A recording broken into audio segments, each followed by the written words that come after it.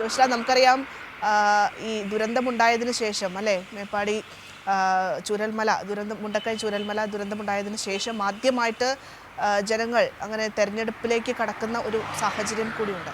ആ രീതിയിലൊക്കെ രാഷ്ട്രീയത്തെ വിലയിരുത്തുന്നുണ്ട് അവിടെയുള്ള ജനങ്ങൾ എന്ന് മനസ്സിലാക്കാൻ പറ്റുന്നുണ്ട്. പ്രത്യേകിച്ചും സർക്കാർ ഇപ്പോൾ അവർക്ക് പുനരധിവാസത്തിനുള്ള സാഹചര്യമൊക്കെ ഒരുക്കി കൊടുക്കുന്നു.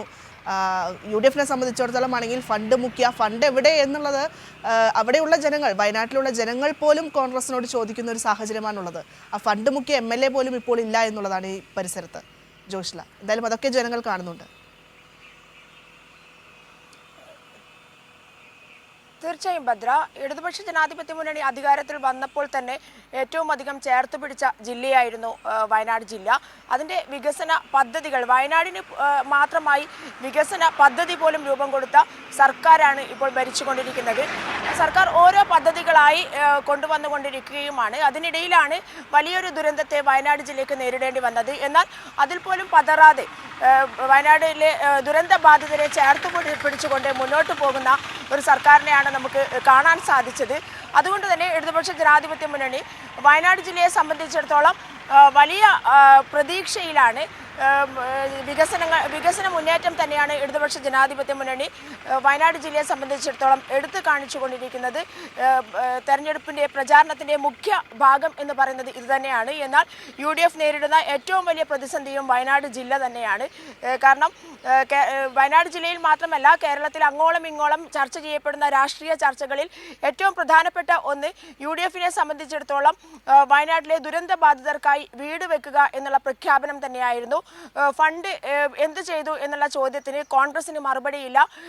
അതുപോലെ തന്നെ യൂത്ത് കോൺഗ്രസ് പിരിച്ചെടുത്ത ഫണ്ട്, ദുരന്ത ബാധിതരുടെ പേര് പറഞ്ഞ് യൂത്ത് കോൺഗ്രസും പിരിച്ചെടുത്ത ഫണ്ട്, ഇതൊക്കെ എവിടെയെന്ന ചോദ്യത്തിന് മറുപടിയില്ലാത്ത ഒരവസ്ഥയിലേക്ക് UDF നേതൃത്വം, കോൺഗ്രസ് നേതൃത്വം അടക്കം പോകുന്ന ഒരു സ്ഥിതിവിശേഷത്തിലാണ് തെരഞ്ഞെടുപ്പ് മുന്നിലേക്ക് വരുന്നത്. അതുകൊണ്ട് തന്നെ UDF വലിയ പ്രതിസന്ധിയിലാണ്. അതേസമയം തന്നെ വയനാട് ജില്ലയെ സംബന്ധിച്ചിടത്തോളം കോൺഗ്രസിൽ നടക്കുന്ന ഗ്രൂപ്പ് പോര് മുള്ളൻകൊല്ലിയിലും പുൽപ്പള്ളിയിലും വളരെയധികം ബാധിച്ചിരിക്കുന്ന ഒരവസ്ഥയിലേക്കാണ് കോൺഗ്രസിനെ നയിക്കുന്നത് എന്നുള്ളതാണ് മറ്റൊരു കാര്യം.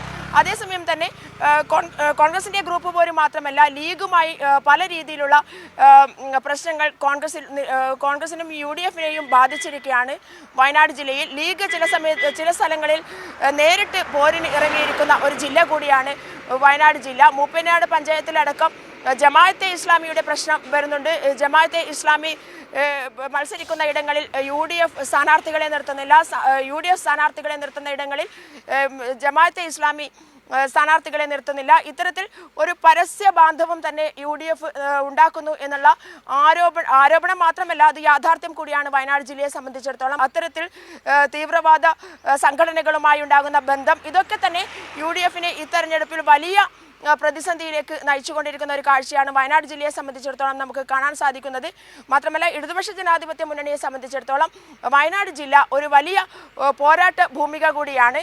കാരണം പലയിടങ്ങളും തിരിച്ചു പിടിക്കേണ്ടതുണ്ട്. ജില്ലാ പഞ്ചായത്തിൽ 8 സീറ്റ് എന്നുള്ള സമനിലയിലായിരുന്നു കഴിഞ്ഞ തവണ തെരഞ്ഞെടുപ്പിൽ ഉണ്ടായ വിജയം. അതിൽ പിന്നീട് നറുക്കെടുപ്പിലൂടെയാണ് UDF ജില്ലാ പഞ്ചായത്ത് അധികാരത്തിലേക്ക് വരുന്നത്. അത് തിരിച്ചു പിടിക്കേണ്ടതുണ്ട്.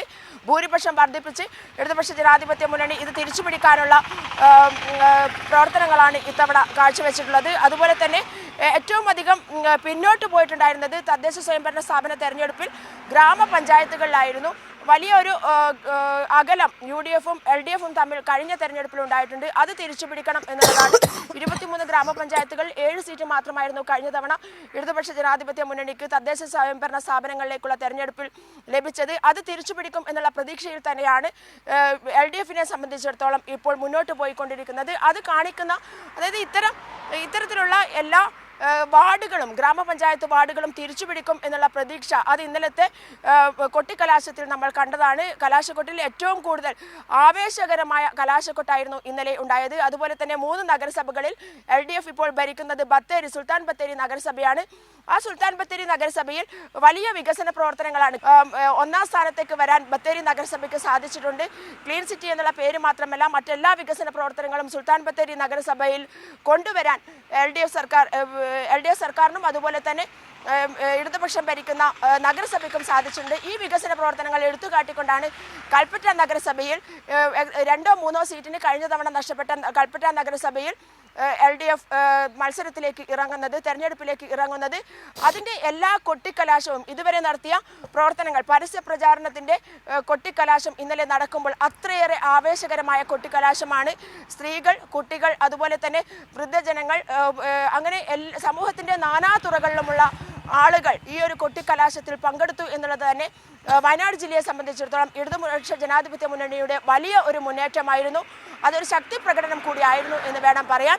അതേസമയം കൽപ്പറ്റ നഗരസഭയിൽ UDF വലിയ വികസന പ്രവർത്തനങ്ങളൊന്നും കാഴ്ചവെച്ചില്ല എന്നുള്ളത് മാത്രമല്ല, വൃത്തിയുടെ കാര്യത്തിൽ അതുപോലെ തന്നെ ശുചീകരണ പ്രവർത്തനങ്ങളുമായി ബന്ധപ്പെട്ട് ടോയ്ലറ്റ് അടക്കം, പബ്ലിക് ടോയ്ലറ്റ് അടക്കം പൊട്ടിയൊലിക്കുന്ന അവസ്ഥ നഗരസഭയിലുണ്ടായി, നഗരസഭയുടെ മധ്യത്തിലുള്ള കൽപ്പറ്റ ടൗണിലുണ്ടായി എന്നുള്ള കാര്യങ്ങളടക്കം എടുത്തു കാണിച്ചുകൊണ്ടാണ്, അതുപോലെ തന്നെ സ്റ്റേഡിയം ഇല്ല എന്നുള്ള കാര്യം, അങ്ങനെ പല വികസന പ്രവർത്തനങ്ങളും എടുത്തു കാണിച്ചുകൊണ്ടാണ് ഇത്തവണ ഇടതുപക്ഷ ജനാധിപത്യ മുന്നണി കൽപ്പറ്റ നഗരസഭയിൽ തെരഞ്ഞെടുപ്പിനെ നേരിടാൻ പോകുന്നത്. ചെറിയ സീറ്റുകൾ നഷ്ടപ്പെട്ട കൽപ്പറ്റ നഗരസഭയും അതുപോലെ തന്നെ മാനന്തവാടി നഗരസഭയും തിരിച്ചുപിടിക്കും എന്നുള്ള പ്രതീക്ഷയിൽ തന്നെയാണ് ഇടതുപക്ഷ ജനാധിപത്യ മുന്നണി മുന്നോട്ട് പോയിക്കൊണ്ടിരിക്കുന്നത്. ഇന്ന് നിശബ്ദ പ്രചാരണം ആരംഭിച്ചു. സ്ക്വാഡുകളായി അതുപോലെ തന്നെ സ്ഥാനാർത്ഥികൾ ഓരോ വ്യക്തികളെയും കാണുന്ന പ്രവർത്തനങ്ങളിലേക്കാണ് ഇപ്പോൾ നീങ്ങിക്കൊണ്ടിരിക്കുന്നത്.